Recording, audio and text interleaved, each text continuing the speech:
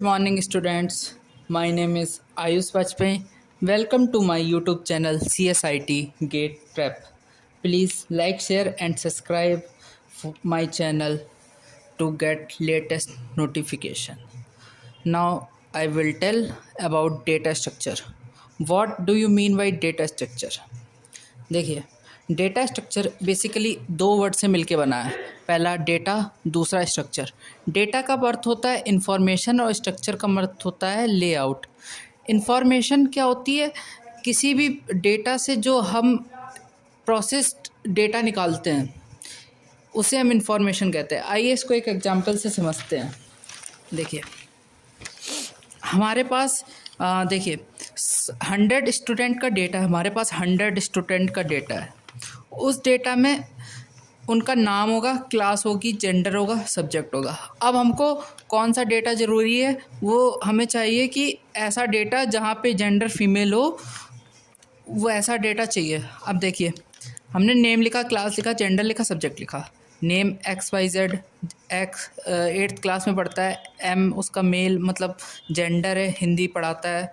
ऐसे ही देखते हैं, जहाँ जहाँ पे भी जेंडर फीमेल होगा हम उस डेटा को रिट्रीव करेंगे। इस डेटा मतलब कि हमारे पास ऐसे नाम आ गए उन स्टूडेंट्स के जो कि फ़ीमेल हैं। ये हमारे पास जो डेटा आया है, ये हम इसको प्रोसेस डेटा कहते हैं। ये जो प्रोसेस डेटा होता है यही हमारा इंफॉर्मेशन कहलाता है। तो हमने क्या सीखा? हमने सीखा जो डेटा स्ट्रक्चर होता है वो एक प्रकार का स्ट्रक्चर होता है, एक लेआउट होता है जिसमें हम अपनी नेसेसरी इन्फॉर्मेशन को स्टोर करते हैं। आइए इसकी डेफिनेशन देखते हैं। डेटा स्ट्रक्चर की डेफिनेशन मेनली दो कंपोनेंट होते हैं। पहला तो ये होता है कि हमें डेटा को स्टोर करना है। कोई हमारे पास मेमोरी है, उसमें हमें डेटा को स्टोर करना है। दूसरी बात ये होता है कि हमें केवल डेटा को स्टोर ही नहीं करना, उसे ऐसे यूज़ करना ताकि वो इफ़िशिएंट वे में उस डेटा का हम यूज़ भी कर सके। आइए देखते हैं एक एग्जांपल के साथ। हमारे पास एक एरे ए है। अभी एरे के बारे में और भी चीज़ें मैं बताऊंगा, आगे वीडियोस में एरे के बारे में पढ़ेंगे। अभी देखते हैं, हमारे पास एक एरे ए है जिसके पास टोटल 5 एलिमेंट है, 1 2 3 4 5। ठीक है, हमारे एरे के पास 5 एलिमेंट है। हम जानते हैं सी लैंग्वेज में या किसी भी लैंग्वेज में जो एरे की इंडेक्सिंग होती है वो हमेशा 0 से स्टार्ट होती है। एरे की इंडेक्सिंग हमेशा 0 से स्टार्ट होती है। अब देखिए, ये इंडेक्स नंबर 0 हो गया, ये 1 हो गया, ये 2 हो गया, ये 3 हो गया और ये 4 हो गया। अब हर एक इंडेक्स एक मेमोरी लोकेशन पे होता है।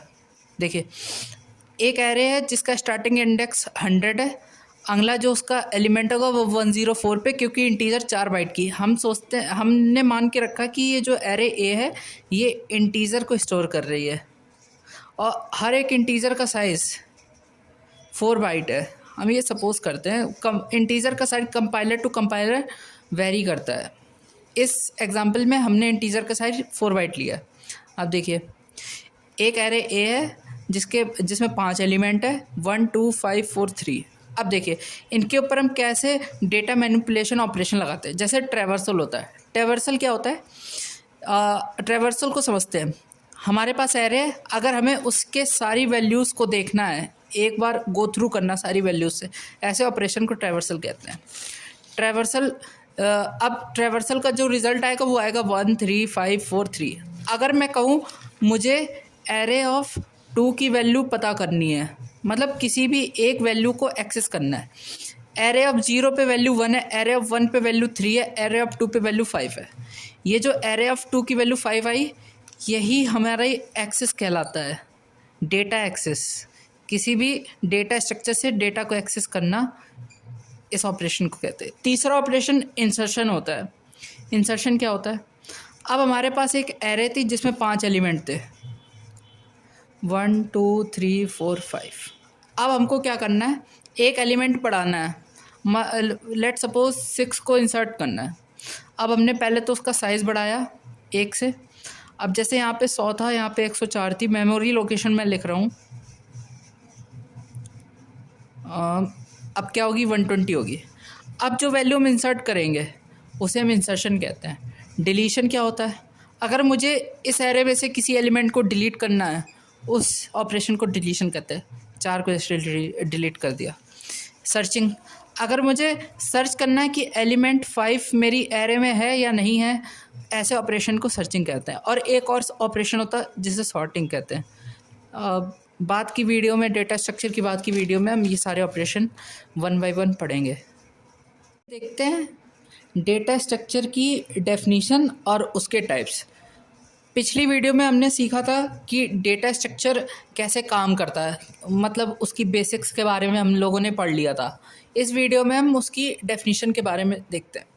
Data structure, to store the data so that in future we can retrieve, manipulate, extract, access the data in most efficient way।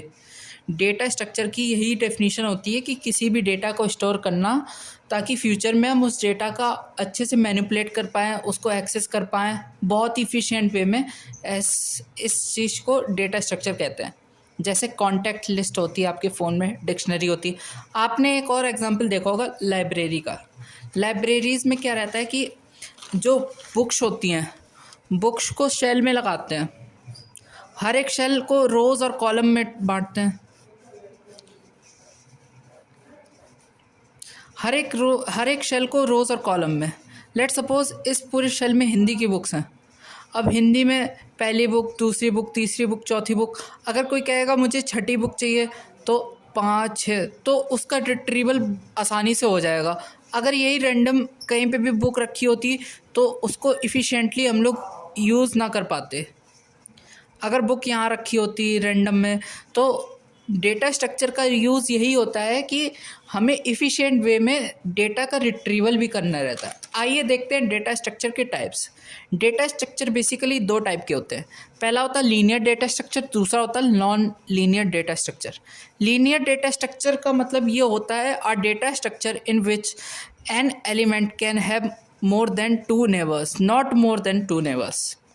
एक डेटा स्ट्रक्चर जिसमें 2 से ज़्यादा उसके नेबर्स नहीं होंगे, ऐसे डेटा स्ट्रक्चर को लीनियर डेटा स्ट्रक्चर कहते हैं। इसके कुछ टाइप है array, link list, stack, Q. Non linear data structure एक ऐसा डेटा स्ट्रक्चर जिसमें 2 या 2 से ज़्यादा नेबर्स हो सकते हैं। एटलीस्ट 2 तो होंगे ही और 2 से ज़्यादा भी हो सकते हैं। जैसे ट्री और ग्राफ इसका बहुत इम्पॉर्टेंट एक एग्जांपल है। हमारे कोर्स में हमें सबसे ज़्यादा वेटेज देना है ट्री को, क्योंकि ट्री बहुत ही ज़्यादा इम्पॉर्टेंट है। गेट में, यूजीसी नेट में या किसी भी कम्पिटिटिव एग्ज़ाम में, एनआईसी में, बार्क में, इसरो में लगातार ट्री से क्वेश्चन पूछे ही पूछे जाते हैं। एरे से मेनली पूछा जाएगा तो एड्रेस कैलकुलेशन का। लिंक लिस्ट से कोड दिया जाता है, मैं गेट की बात कर रहा हूँ। लिंक लिस्ट से कोड दिया जाता है तो उसका आउटपुट जैसा बताते हैं। अब स्टैक और क्यू छोटे छोटे टॉपिक्स है, तो इनसे एक इंडिविजुअल क्वेश्चन बनने की इतनी ज़्यादा मतलब नहीं आ सकता है, लेकिन इन दोनों का जो क्वेश्चन मिलके बनता है वो बहुत ही अच्छा क्वेश्चन हो। हैशिंग को हम लीनियर डेटा स्ट्रक्चर और नॉन लीनियर डेटा स्ट्रक्चर में दोनों में रख सकते हैं। अब एक बात देख लेते हैं लीनियर डेटा स्ट्रक्चर क्या होता है। देखिए, मैं आपको एक एग्जांपल के साथ बताना चाहता हूँ। जैसे एरे है, अभी हमने एरे एक बनाई थी, उसी को देख लेते हैं। रुकिए मैं बताता हूँ कैसे। मान लेते हैं ये एरे है, इसमें 1 2 3 4 5 पड़ा है। इसकी लोकेशन 100, 104, 108, 112, 116। अब देखिए, अगर हम किसी भी एलिमेंट को उठाते हैं, मान लीजिए 3 को उठाते हैं, 3 के एक ये नेबर में है, एक ये नेबर में है, मतलब इस डेटा स्ट्रक्चर के पास 2 से ज़्यादा नेबर नहीं हो सकते। ऐसे डेटा स्ट्रक्चर को कहते हैं लीनियर डेटा स्ट्रक्चर। अब नॉन लीनियर की चीज़ देखते हैं। नॉन लीनियर डेटा स्ट्रक्चर क्या होता है? देखिए, एक ट्री का एग्जांपल देखते हैं।